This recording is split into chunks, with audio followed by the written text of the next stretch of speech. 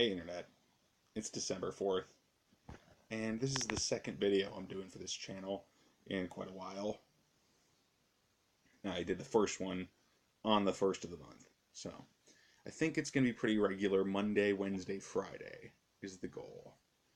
And this is sort of an informal kind of adjunct to my podcasts, and you can't see me talking with my hands here.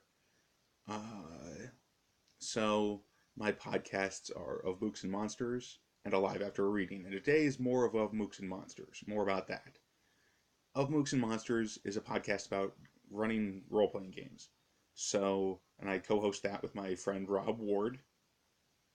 And this is kind of a preview for some of the things that are coming up this month in that podcast, because this month we have some plans for trying out a new system on the show. And we do I sometimes run games on the show, sometimes Rob runs games on the show. And on Of Mooks and Monsters, we're going to do some gaming. It's a strictly audio podcast, so you won't be able to see my ugly mug when we're gaming, but it's a good time, I think. And my co-host is a trained actor. He's studied acting. He's a professional, and I just do my best. So yeah, that show is really fun, and it's gonna be really fun toward the new year, because we're gonna finally have a game that I've been meaning to run forever on the show, and that game is Savage Worlds. Oh, it's reversed. Never mind. Savage Worlds this game. It's almost a war game. It's so focused on combat and action in the RPG, and it's quite simple. So it feels a lot like a war game to me. I mean, I'm a veteran war gamer. I've played a lot of Warhammer 40,000, some Infinity, a lot of other games. And yeah, I'm looking forward to it, because the situation normally I don't think the systems lend themselves to my settings. My settings don't lend themselves to systems like Savage Worlds, because Savage Worlds is so, I don't know what the word is for it. It's materially focused, spatially focused.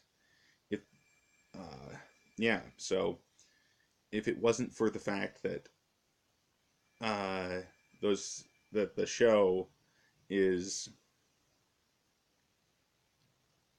audio only. The show's audio only. Sorry for the pause there. So the show's audio only, and if it wasn't for that fact, we would play this game with miniatures probably. That's how wargaming it is. It's designed to be played with miniatures, a deck of playing cards. It's a pretty interesting game, but it's also renowned for being simple and easy to use. So hopefully we'll be getting that aspect out of the system, and even without the miniatures, and with the cards being a little harder to use, because we're frankly not going to be in the same room when we record this. It's those internet gaming sessions, right? So yeah, and that's about it. I think one of the cool things, though, is that the setting is a particular sub-setting. It's a piece of a bigger setting that I like. I design loads of worlds, but in this particular one, the world would not generally have these rules, but it would benefit from using this system.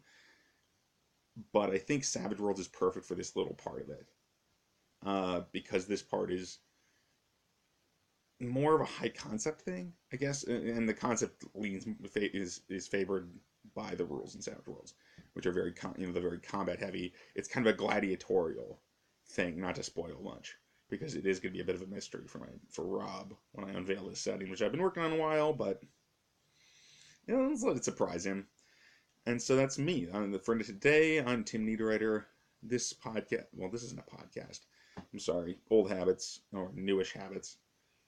So thanks for watching, and you can check out my stuff at mentalcellarpublications.com, and that's cellar with a C, mental basement, but cellar, got it. And that's all one word, and no hyphens or anything, nice and simple. However, then you can also email me at tim@timniederreiter.com if you're interested in No, you better just leave comments on this video. I don't know if I should give out my email address on the video, but that's not one I check a lot. So whatever, it's professional. Yeah, I'll stop rambling now. Thanks for watching. Take it easy, everybody. Happy Monday.